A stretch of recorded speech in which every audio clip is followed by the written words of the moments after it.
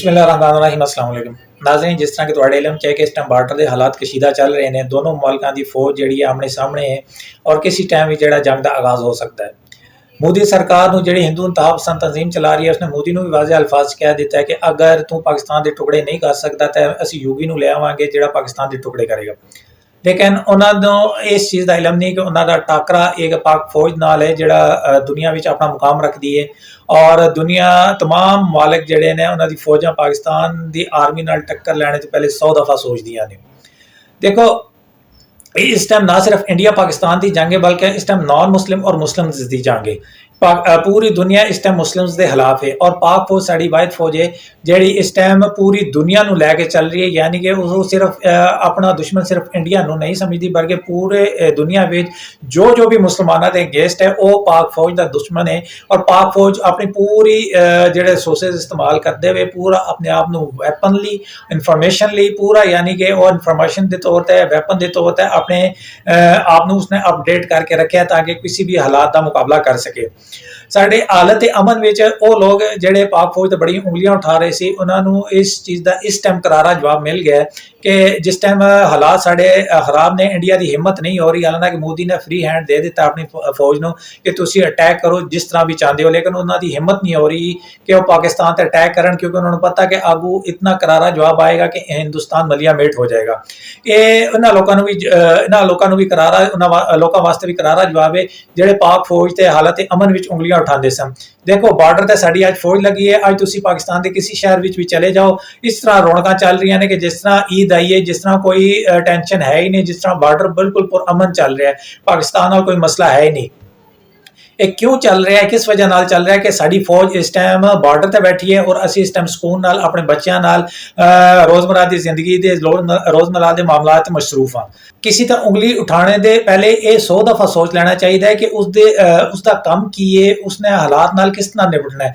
देखो अगर पाक फौज भी हिंदुस्तान की फौज की तरह साडे सियासतदानां दे मतहत होंदी जिस तरह उन्होंने एयरफोर्स है कि वह त्यारे लैने वास्ते मोदी सरकार दी मिन्नतां करते हैं तो मोदी सरकार अपने कमीशन के चक्करां विच लगी रहिंदी है, उन्होंने अज तक चज दा त्यारे नहीं मिल सके तो वह पाकिस्तान की फौज नाल की हाक लड़ना है। अगर साडी पाक फौज भी जिहड़ी है अगर वो इसी तरह खुद मुख्तार नहीं होंगी तो वह भी वैपन वास्ते दुनिया नाल मुकाबला करने वास्ते साढ़े सियासतदानां दी मुताज होंदी।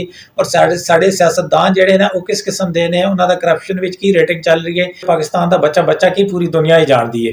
तो अलहमदुलिल्लाह कि पाकिस्तान की जिहड़ी फौज है वो इस टाइम खुद मुख्तार है, उसने अपने जेट भी तैयार किए ने, किसी मिन्नत मुहताजी नहीं की, किसी को मदद नहीं ली, अपने जोरे बाजू तो उसने अपने जेट भी मुख्तलिफ दोस्त मुल्कों की मदद नाल उन्हें तैयार किए ने, वैपन अपने तैयार किए ने और पूरी दुनिया की फौज विच अखां पा के उस टाइम खड़ी है। क्योंकि एक गल याद रखो ये इंडिया पाकिस्तान की लड़ाई नहीं है, मुस्लिम और नॉन मुस्लिम की लड़ाई है इस टाइम चल रही है। इस टाइम पूरी दुनिया में एक ग्रुप बंदी चल रही है। इंडिया इसराइल की सपोर्ट कर रहा है, अमेरिका इसराइल की सपोर्ट कर रहा है, मुस्लिम ममालिक जिहड़े कुछ खामोश बैठे ने उन्होंने फलस्तीन की सपोर्ट नहीं की थी, लेकिन पाकिस्तान फलस्तीन की सपोर्ट करता है और पाकिस्तान तमाम मजलूम अवाम के हक विच खड़ा हुंदा है। लेकिन पाकिस्तान नूं होर भी खतरात लायक ने क्योंकि पाकिस्तान डायरैक्ट बहुत सारे मुहाजात है एट अ टाइम जिहड़ा वो नहीं लड़ सकता। ये जंग जी है ये मुस्लिम्स और नॉन मुस्लिम के दरम्यान जो है वो इस टाइम वो चल रही है। देखो इस टाइम इसराइल जो है वो मुसलमानों को खत्म करके उसने किबला अव्वल ते कब्जा कर चुका है और ग्रेटर इसराइल बनता जा रहा है। अमेरिका उसके नाल है, इंडिया उसके नाल है। पाकिस्तान के खिलाफ भी ये एक जंग मुसलत की गई है एक प्री प्लानिंग के तहत ताकि पाकिस्तान क्योंकि एज ए मुस्लिम किबला अव्वल साड़ी अवलिन तरजीह है और इस किस्म की आवाज़ां उठनियां शुरू हो गई सी कि जहाद का ऐलान और आर्मी च भी जिहड़ा वो कुछ एक्शन लैने के बारे सोच रही सी तो उन्होंने यकदम एक क्रिएट करके कश्मीर विच हिस्सावां ते अटैक कराया, एक झूठा एक एक्शन क्रिएट किया गया और इसका इल्जाम ला के पाकिस्तान ते एक जंग मुसलत की गई है। ये क्यों की गई है ताकि पाकिस्तान नूं एक्शन तो रोकया जा सके ताकि जो इस टाइम तमाम नॉन मुस्लिम करना चाह रहे हैं, मुसलमानों को खत्म करना चाह रहे हैं, वो इन्हों खत्म कर सकन। वो हजरात जिहड़े अपनी फौज ते खसूसन पाकिस्तान के उन हजरात नाल मैं मुखातब हाँ जिहड़े हालत अमन विच अपनी फौज ते उंगलियां उठाते सन। देखो अगर साड़ी फौज अगर सोर्सेज इस्तेमाल करके अपने आप को अपडेट ना कर दी तो अज हालात कोई मुख्तलिफ होंगे। अज तुसी इस तरह फ्री हैंड बेगम होकर अपने शहरों में अपने घरों में ना रह रहे होंगे। गुज़िश्ता 10 ਦਿਨਾਂ ਤੋਂ ਉੱਤੇ ਹੋ ਗਏ ਨੇ। ਇਸ ਟਾਈਮ ਹਾਲਾਤ ਟੈਂਸ ਸਿਚੁਏਸ਼ਨ ਖੜੀ ਹੈ। ਇੰਡੀਆ ਨੂੰ ਹਿੰਮਤ ਨਹੀਂ ਹੋ ਰਹੀ ਅਟੈਕ ਕਰਨੇ ਦੀ। ਅਗਰ ਸਾਡੀ ਫੌਜ ਜ਼ਰਾ ਜੀ ਵੀ ਕਮਜ਼ੋਰੀ ਦਿਖਾਉਂਦੀ ਜਾਂ ਉਹਦੇ ਵਿੱਚ ਜ਼ਰਾ ਜੀ ਵੀ ਕਮਜ਼ੋਰੀ ਹੁੰਦੀ ਤਾਂ ਇਸ ਟਾਈਮ ਪਾਕਿਸਤਾਨ ਮਲੀਆ ਮੇਟ ਹੋ ਚੁੱਕਿਆ ਹੁੰਦਾ। ਇਹ ਗੱਲ ਤੁਹਾਨੂੰ ਸਮਝ ਲੈਣੀ ਚਾਹੀਦੀ ਹੈ, ਕਿਉਂਕਿ ਪਾਕਿਸਤਾਨ ਵਿੱਚ ਇਸ ਟਾਈਮ ਐਸੇ ਹਾਜੀ ਨਮਾਜ਼ੀ ਵੀ ਬੈਠੇ ਨੇ ਜਿਹੜੇ ਰੋਜ਼ੇ ਆਉਂਦੇ ਨੇ ਤਾਂ ਉਹ ਆਪਣਾ ਪ੍ਰੋਫਿਟ 3 ਗੁਣਾ ਕਰ ਦਿੰਦੇ ਨੇ ਔਰ ਫਿਰ ਜਨਾਬ ਵਾਲੀ ਉਮਰਾ ਕਰਨ ਚਲੇ ਜਾਂਦੇ ਨੇ ਕਿ ਜੀ ਅਸਾਂ ਬੜੇ ਅੱਲਾ ਲੋਕ ਬੰਦੇ ਆ। ਇਸ ਤਰ੍ਹਾਂ ਦੇ ਬੰਦਿਆਂ ਨੂੰ ਪਾਕਿਸਤਾਨ ਨੂੰ ਇਸ ਤਰ੍ਹਾਂ ਦੇ ਬੰਦਿਆਂ ਨਾਲ ਜ਼ਿਆਦਾ ਨੁਕਸਾਨ ਹੋ ਰਿਹਾ ਹੈ। और एक गल याद रखो कि इस्लाम नूं जिहड़ा मुनाफिकीन ने नुकसान पहुँचाया है वो सब तो ज़्यादा पहुँचाया है। कुफार को इस्लाम नूं इतना नुकसान नहीं पहुँचाया जितना मुनाफिकीन ने पहुँचाया है। पाकिस्तान च भी यही सिचुएशन चल रही है कि अपने अदारे नूं और अपनी फौज नूं नाबियाली टारगेट किया जाता है कि जी ये गलत कर रही है, ऐसे कर रही है, वैसे कर रही है। तुसीं ये देखो क्या साढ़े सियासतदान बिल्कुल ठीक चल रहे हैं, ਇਹ ਬਾਰੀਆਂ ਲਾ ਕੇ ਦੁਬਾਰਾ ਆ ਰਹੇ ਨੇ ਔਰ ਇਸ ਟਾਈਮ ਕਰਜ਼ਾ ਲੈ ਕੇ ਆਪਣੇ ਉੱਤੇ ਇਸਤੇਮਾਲ ਕਰ ਰਹੇ ਨੇ ਔਰ ਆਪਣੀ ਜੈਸ਼ੀਆਂ 'ਚ ਇਸਤੇਮਾਲ ਕਰ ਰਹੇ ਨੇ। ਇਹਨਾਂ ਦੇ ਜਿੰਨੇ MNA ਨੇ ਕੁਝ ਨਾ ਕਰਨੇ ਦੀ 10-10 ਲੱਖ ਤਨਖਾਹ ਲੈ ਰਹੇ ਨੇ। क्या ये ठीक कर रहे हैं पाकिस्तान नाल? साड़ी फौज जी है अगर वो कुछ यूज़ करती है तो वो अपने आप को अपडेट करने वास्ते इस्तेमाल कर रही है। जितने भी रिसोर्सेज इस्तेमाल कर रही है, जितने भी आमदनी जराए इस्तेमाल कर रही है, वो इस टाइम अपने आप को उसने अपडेट करके रखा। और इदी जी सबूत जोड़ा है वो तुहानू इस टाइम मिल चुका है कि जी 10 दिन तो टेंस सिचुएशन चल रही है। किसी मुल्क की इस टाइम हिम्मत नहीं हो रही पाकिस्तान पर हमला करने की। इंडिया एटमी पावर होने के बावजूद वो पाकिस्तान से अमेरिका की सपोर्ट होने के बावजूद, इसराइल की सपोर्ट होने के बावजूद उसने फ्रांस तो तैयारे भी लिए अपना मुख्तलिफ मालिकां तो उसने अपडेट असला भी लिया, लेकिन उसकी फिर भी हिम्मत नहीं हो रही कि वो पाकिस्तान पर अटैक कर सके। पाक फौज जी अपने आप को अपडेट रखती है, अपने वैपन्स को अपडेट रखती है, पूरे दुनिया चो अपनी इन्फॉर्मेशन वो इकट्ठी करके रखती है तो कि नॉन मुस्लिम जोड़े ने वो मुस्लिम्स के खिलाफ की इस टाइम साजिशा वगैरह कर रहे हैं, पाकिस्तान के खिलाफ की साजिशा हो रही ने। क्या इस चीज़ का कोई खर्चा नहीं आता?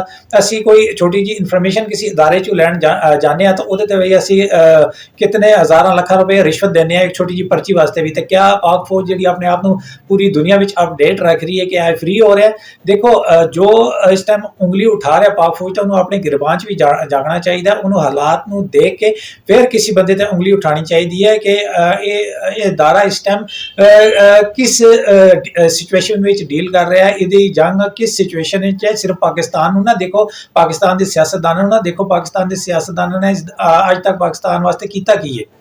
अगर ये फौज ना होंदी तो पाकिस्तान के सियासतदान तुहानू कदों दा वेच के खा चुके होंगे। 18वीं तरमीम जिसने पाकिस्तान के इस टाइम 4 सूबे लदा कर दिता है वो PP के दौर च मंजूर हुई है, वो आर्मी ने मंजूर नहीं की थी।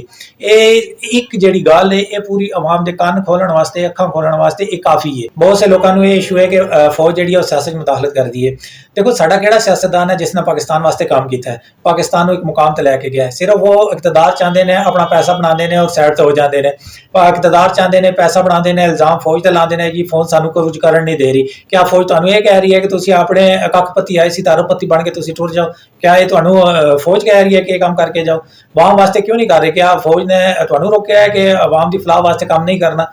ये सब एक खेल खेलते हैं सियासतदान के अपनी जेबां भरो और अगे फौज नूं कर दो, फौज ते इल्जाम ला दो कि फौज सानू ये नहीं करन दे रही, फौज सानू फ्री हैंड देंदी तो यह हो जाता।